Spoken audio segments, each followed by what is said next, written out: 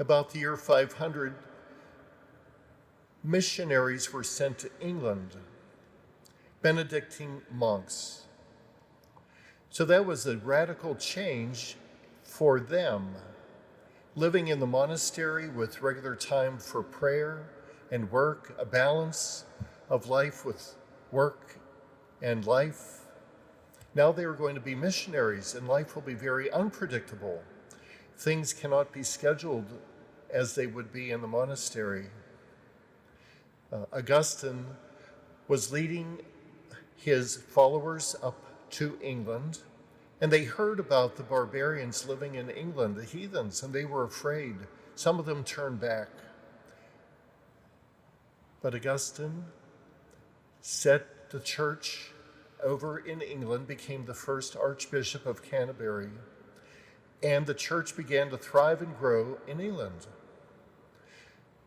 So 100 years after Augustine, the Pope decided that some of the Benedictines in England should go to Germany and be missionaries.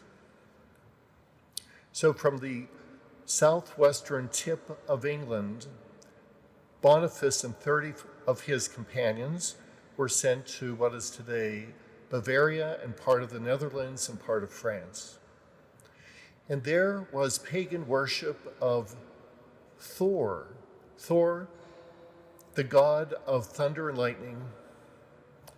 And the story comes down to us that Boniface came to a place where the pagans were worshiping an oak tree sacred to Thor.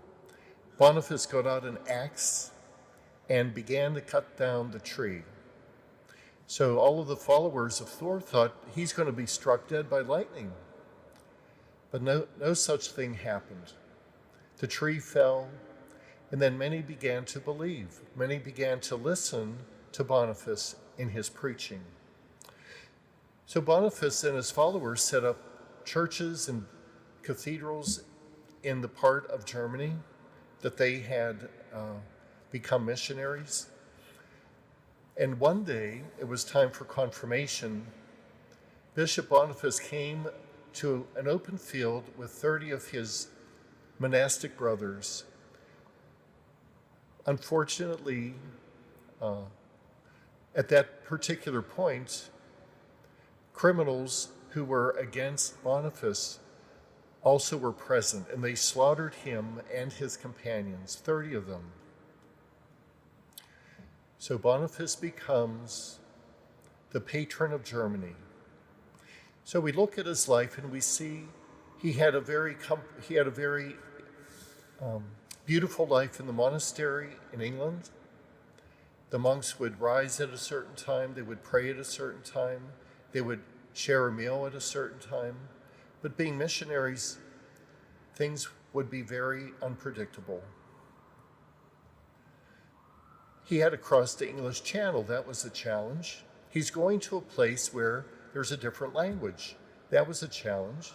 They're going to a place where there were not regular provisions. In the place where he came from, they had a whole system of self-support. But now they're on their own in the wilderness, so to speak. Boniface willingly left his comfort zone to go and take a risk, to go to people to pronounce the message of the gospel these people had never heard before. Today we hear about St. Paul writing to Timothy. Timothy was a companion of Paul on 2 of his missionary journeys through the Mediterranean. So Timothy was a great help to St. Paul. And we hear that Paul writes to Timothy and says, "Stir up the gifts that you have already received. Stir them into flame, the gifts that you received from the imposition of hands." So Paul is saying he ordained Timothy to be a bishop, the bishop of Ephesus. And he says, with these gifts, be strong, loving, and wise. So we can imagine the challenges at Ephesus at the very beginning, where there was paganism. The people worshiped the goddess Artemis. So wherever Paul went, there was great pushback and opposition, because paganism was the lifestyle, and it supported many people in the community, that they would continue the pagan rituals. And with that gone, they would lose their jobs. So Timothy had his challenges. Boniface had his challenges. Well, what about us? Missionaries are sent around the world, and every year there are missionaries who give their lives as martyrs. And every year the Vatican counts how many. And we think of a place like Nigeria, where the church is being persecuted on a regular basis, where parishes are bombed during Mass, where priests are kidnapped and killed, where seminarians are kidnapped and put to death.